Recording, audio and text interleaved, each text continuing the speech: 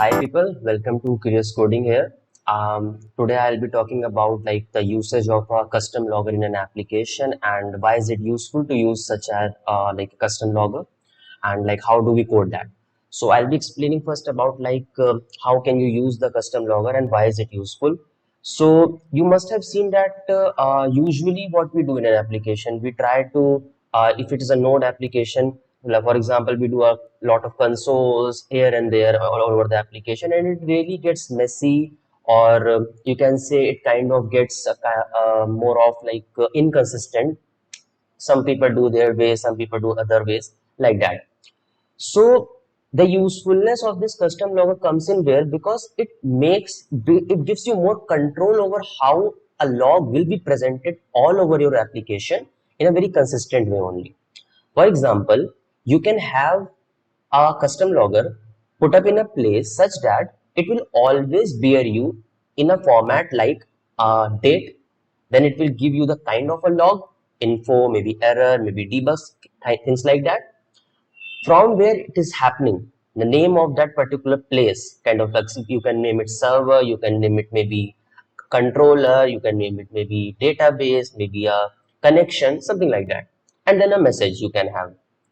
So anywhere all over the application, if someone tries to accommodate it, someone tries to require it, inbuilt, basically make it useful in your application, everywhere it will be consistent.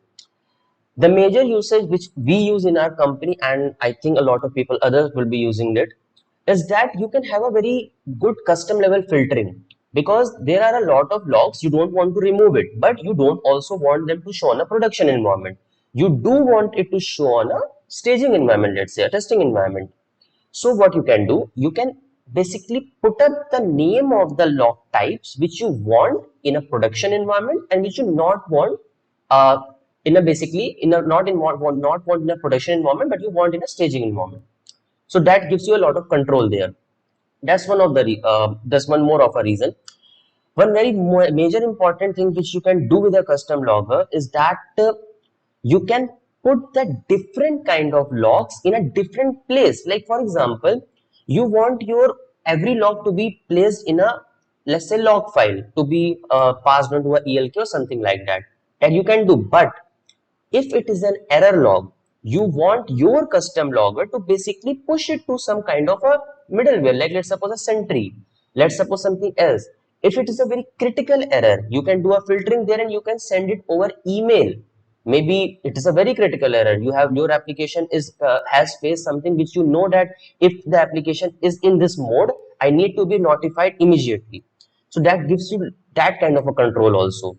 So these are some of the very important things which I would say make a custom logger a very useful, uh, you can say, integration to your application. It gives you more of a control. Also, you would have seen that a lot of times you want to test your application. There also it makes very sense.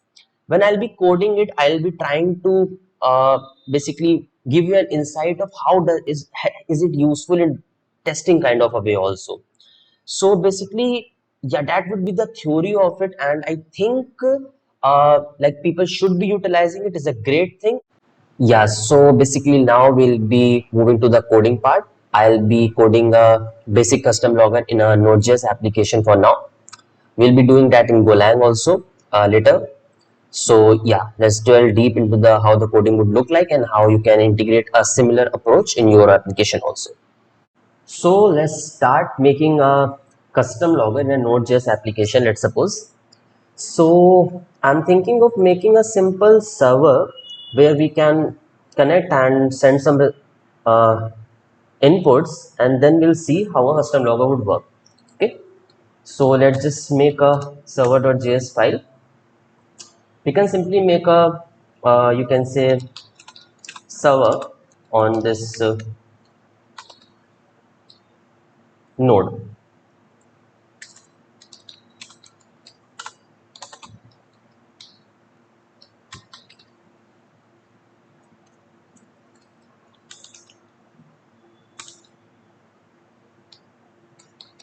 We can make it listen on some port. I think 8000 should be fine. It will be localhost. and this should give us an arrow function where we can simply, we'll be doing a logging here. Let's keep it aside for now.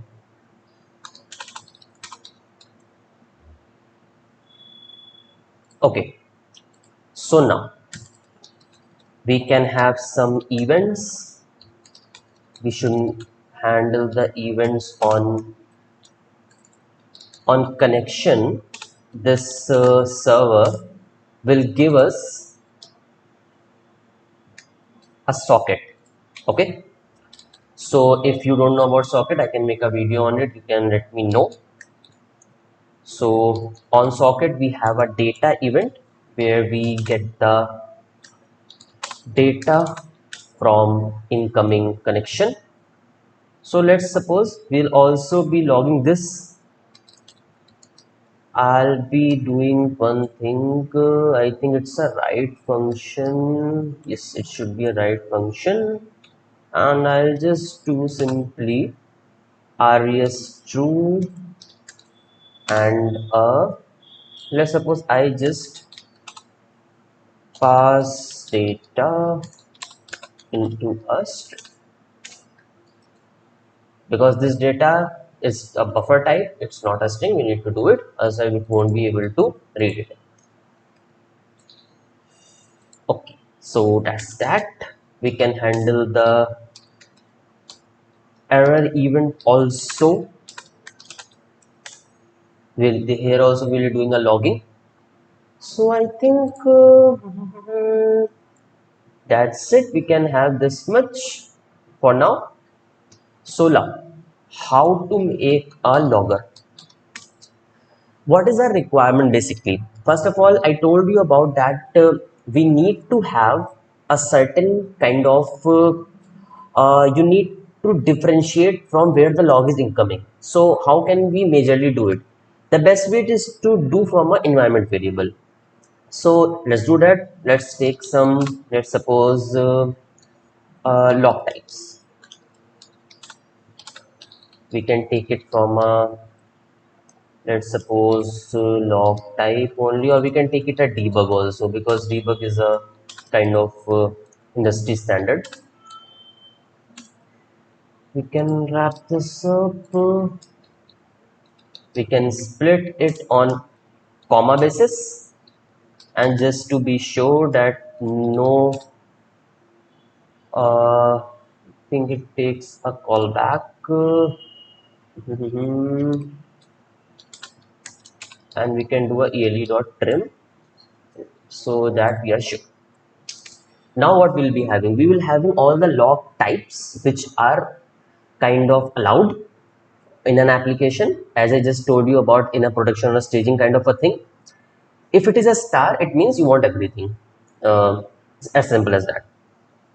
Now we want to export from here something which we can require wherever we want to use this log. So what we can do is we can make a logger. We can take it what is the log type, and we can make sure to first this log. Okay, now this logger needs to have a function which will take which kind of log is it, and also the message which needs to be put up against this, something like this.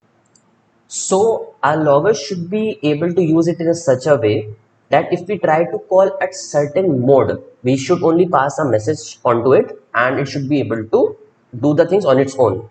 So let's suppose now we need to have, let's suppose, the info. What should the info take as an input? It should only take a message from the place where it is getting logged. What it should itself do, it should provide the log part with the mode and the message to be displayed. We can replicate this. Let's suppose in a debug we can also do a error. Okay, Now, what our log function should do? First of all, it should make a log message. Let's make a log message first. I think it would be a new date. Dot, I think two ISO string is there, something like that. Yes, it is like that. So first part, your logging will enable you for every log place a date on it. We can have the mode. Basically, what kind of a log is it? We can do that and simply mode.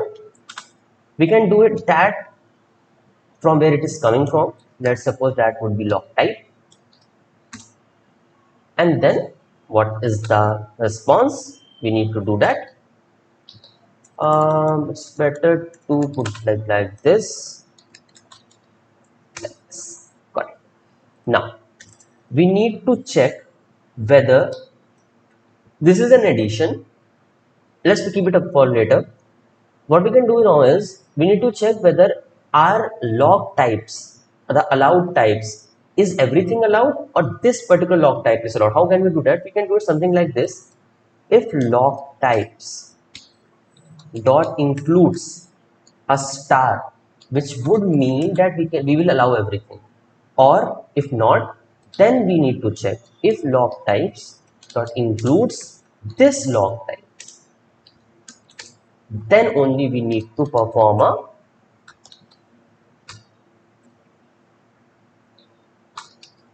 this one. Sorry, not message, this is a log message, something like this, as simple as that. So I think that will be a basic custom logger. Let's try to integrate it. Okay, I have named it wrong. Let's just do it the right way. Okay, so let's suppose we need to first get our logger integrated into this. So I'll be doing a logger. Let's suppose I'll be naming it server because I'm calling it from a server. Okay, so if I'm doing this, I'll be doing a logger.info and I'll be doing, let's suppose, data only or the password, something like this. On an error, what we can do is we can call this one with a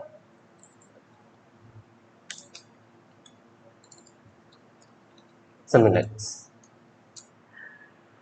Okay, let's try this. One more thing. Do you think without a package or JSON will this work? Let me know.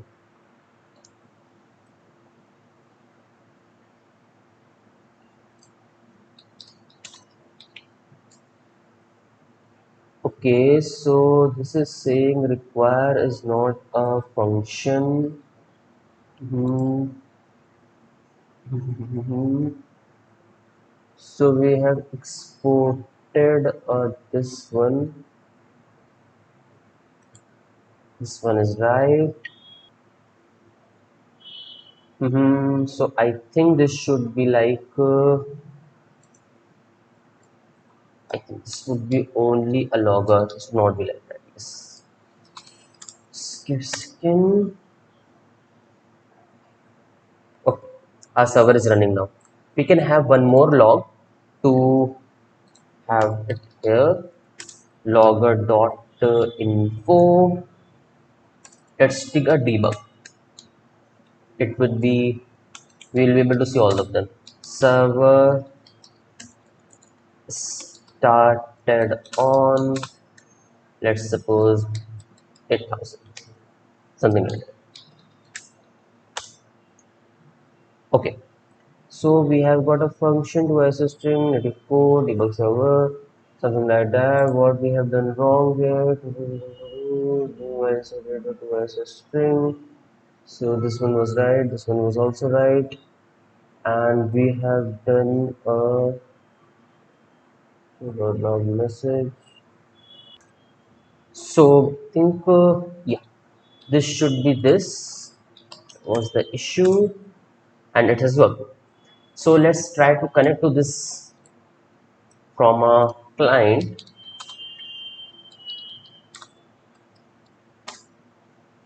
Are we able to connect on this? Yes.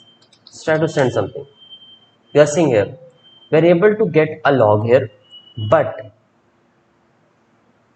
give me a, okay. So we are basically able to get this here. That's fine. Now let's come to the part.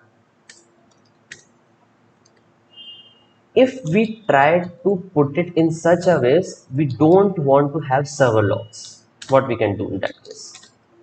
Let's suppose something like this. We are not getting a server log now. Why? No server means that only the places where the required has been done in terms of the no server, that only is enabled. Apart from that, everything is disabled. So something like this will help you to basically do the custom level filtering, which I told you about. This is an env variable. You can directly change it while you have deployed your application, and you can change it in your way. So that's it for an you can say kind of a basic custom logger. We can make it advanced, we can add in filterings, we can kind of different, let's suppose databases, different destinations kind of things. But this is a custom, how a custom logger would look like. Thanks for watching, and if you like the video, if you like the concept, so please do hit a like, share and subscribe. And yeah, we'll see you in the next video. Thanks, bye.